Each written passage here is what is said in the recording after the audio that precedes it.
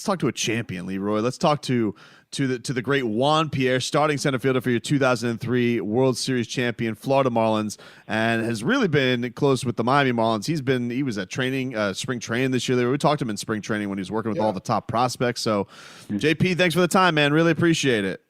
Oh, thank you guys for having me on, man. It's a blast. When you were doing all those workouts, JP, with the team in this spring, I know that they had expectations of making the playoffs, and that's obviously what the organization wanted to do. But seeing that it actually came through, and that they did make the postseason, and now have won another postseason series, what did the reality, I guess, feel like in comparison to what your expectations maybe were for this team this year? It definitely speeded up a little bit this year. You knew the talent was there. You knew guys were coming together. They had the formula, to be building a winning organization. But I think it definitely fast forward a little bit this year. I know myself, I knew they were going to be a lot real competitive this year, a lot more than last year. I think last year they lost over 100 games. So, but the way these kids responded, and then you throw in the COVID thing that started at the end of the year, you thought they really didn't have a chance. But these kids are showing resilience, man, and they're just riding the wave, as they say. Yeah, riding the wave, and I love the new rallying cry of the bottom feeders. Like, I love the idea that they've played with that chip on the shoulder. How much do you think that's helped them? The idea that they have this feeling almost that people don't want them there or don't feel like they belong, and they're there to spoil the party. They love it. Especially this new generation of young guys, they feed on that stuff, man. So because they're in the social media age, so they read all the stuff. So if athletes tell you they don't read that stuff, if they're younger than 30, they lying. They read all that stuff. And I'm like, bro, don't look at it. They're like, I can't. I have to look at it. So I'm like, all right. So they definitely read every post, read every article or whatever that was said about them, and they really feed on it, and they're drawing strength from each other, which is cool. And I think it really started in Philly when they were stuck in that hotel for, 10 or 12 days. And everybody was saying all kind of stuff, and they were quarantined, so I knew they read all that stuff at that point. They're really drawing on the strength of each other, man, and it's really me against the world mentality. We had it back in '03, but it wasn't as heightened as this one, I think, because we had the phrase "it shocked the world." Nobody gave us a chance either, but I think even more so, they didn't give these guys a chance, and they're just proving a lot of people wrong right now. It's pretty cool and exciting to see. JP, every time this team has, actually competed for a championship, they've won it. But it's always been centered around pitching. Yeah. How would you compare this pitching staff to the ones that have won championships before? You think they have enough to kind of keep them in the hunt through the long stretch? Without a doubt. You got Sandy. They're young, so right. But we were young, but you didn't know where you were going to get out of Duntrail or Beckett, and Penny was still pretty young, but these guys are really young. And Sandy, stuff-wise, they have the stuff to do with Sixto. I thought I'd never see somebody, especially in the Marlins uniform, that can compare to like Jose Fernandez as far as stuff-wise. But Sixto was right up there with him with throwing 100 miles an hour, 90-mile-an-hour changeup. You got Pablo that's steady. So I think that the front three are really good, and then the bullpen are full of more veteran guys with Kinsler on the back of it and Boxberger. So I think they have the mix to do it, the pitching to do it. Now will they do it? It's still remains to be seen. But I know in '03 nobody thought we with Beckett, because Beckett, he had the stuff similar to the Marlins now. We knew Beckett was good, but man, he went in the playoffs and turned into he turned into a Cy Young in the playoffs. So which we rode his back, and he brought us home. So I think they definitely have the pitching to do it. How is this going to play with no days off though? It's like when you add the caveat of you got young pitchers, they've been really careful with making sure they get their time off. And now you're playing baseball every day. Yeah. So if you're gonna, you might have to have your star or your ace, whoever starts the series, pitch in 4 days rest just because there's no days off. That's a good point, and it probably would be Sandy because I think anybody else comes to 5 games, I believe, right? Right. Yeah, so Sandy probably will be the only one that might have to double up, and I mean, if you get to a point where it's win or go home, I think in those cases everybody that's available gets in the bullpen. You know what I mean? Like, it's gonna be a bullpen. Like, we got nothing to do tomorrow, so the Sixto and all them guys, they'll have their spikes on in the bullpen. But it makes a good point. The only thing that I would say would help the pitching is, I mean, the Marlins played so many games these last couple of weeks. You know, they're probably just happy not to play a doubleheader. They're like, one game? We can do one game easy. In fact, we played a 5-game series, 7 games in 5 days, a couple times. So I think that going into the playoffs, even with these little off days and breaks, I think it helps them because they play just so many games coming down the stretch. But definitely the mentality-wise, I think these young guys, especially Sandy, because if you notice the last couple times, I think in New York and in Chicago when he pitched, he didn't want to come off the mound. Like, he was upset that Donnie came out there and got him, and you got to love that about your ace. So I think they will be fine. I think they will be, because the bullpens are used differently now. So even if they have to go get a guy early, the bullpens are full of guys that can throw multiple innings down there. I wanted to ask you about this, JP, because, you know, one of my favorite things has been is seeing these young guys, especially just like right out of the gate, be so good on big stage. We're seeing this with the Heat with Tyler Hero. He's 20 years old. He's hitting big shots. And with Sixto, he just looks like he's just got this all-world talent. Like you said, you never know what they're going to come through with. You guys had that infusion of Dontrell and Miguel Cabrera on your team. How did you when was the point you knew that those guys were going to be ready for the big stage with all of you?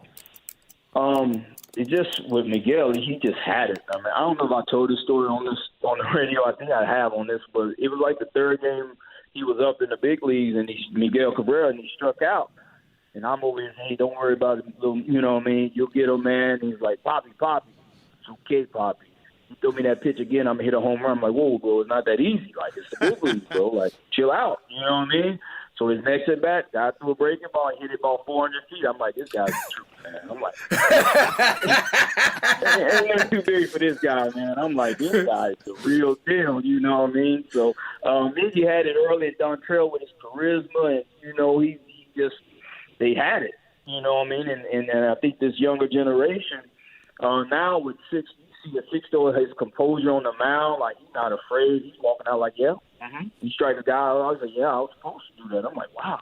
And you got, like, Monte coming up, running the bases like he's doing. You know, most guys playing safe, you know what I mean? His first year, he ain't got 2 months in the big league. He's been all aggressive, running the base. I'm like, how do you guys just do this? I was scared to death my first 3 years in the big league. I was trying not to get sent down, you know.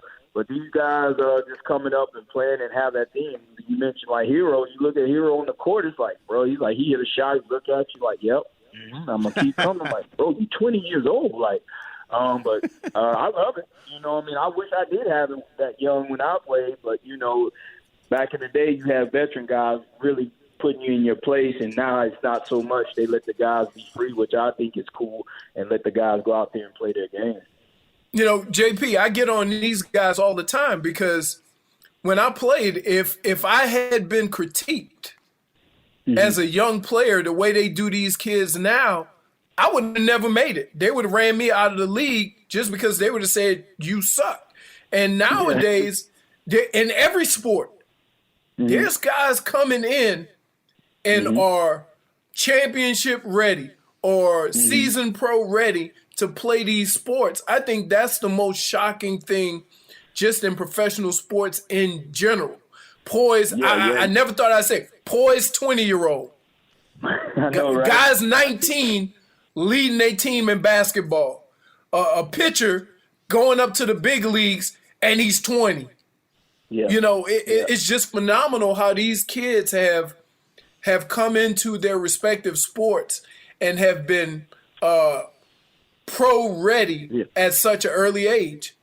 Yeah, and I'm right there with you, and it's good. And you see the older guys rallying around him. Right. Jimmy Butler told my Tyler Hero, he's like, yeah, give him the ball, man. Like, bring us home type stuff. I'm like, wow, these are veteran guys. You know, even when Sixto on the mound, you see Nicky Rowe and all them guys, this our guy, man. We can rally behind him and just that charisma. And I think, too, they're thrown in the fire so much. I know social media-wise, these kids in high school are on social media. You got some kids in high school have all the followers and all that stuff. So they used to reading all this crap about them, good and bad. So I think they're getting immune to that stuff early, you know what I mean, where they're like, man, we've been dealing with this. And I think with the travel ball, I know in baseball, these kids start travel ball 14, 15, they traveling all over the world, you know what I mean, the states. Yeah.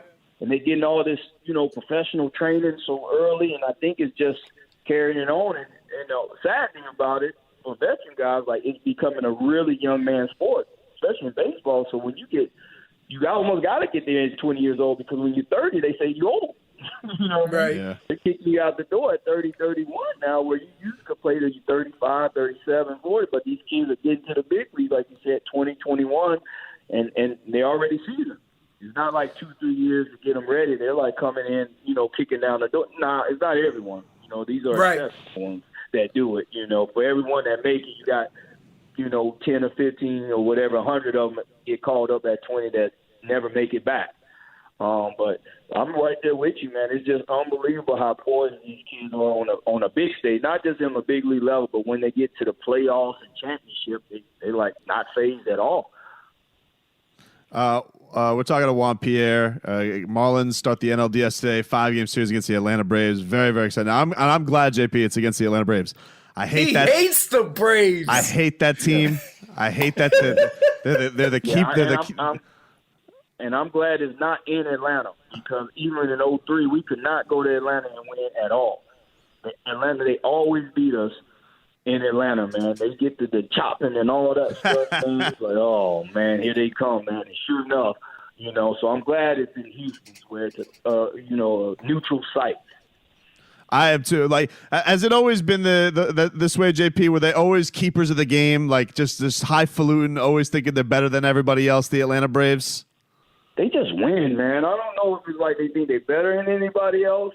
I have buddies on Atlanta that play, but it's like they just win. I mean, they've been winning. They won 14 whatever in the row, took a couple years off, and now they're back. It's like just uncle on it, man. And it's just they just win. And you know how you win all the time. People are not gonna like it. That's true. That's just the way it goes. But it's like they just know how to win, and especially when I don't know how the new field is, but Turner Field was. I mean, you get in there, you have a 7-run lead in the 5th or 6th, and they get to doing the chopping, boy. You like, oh boy, we got to score about 5 more, man.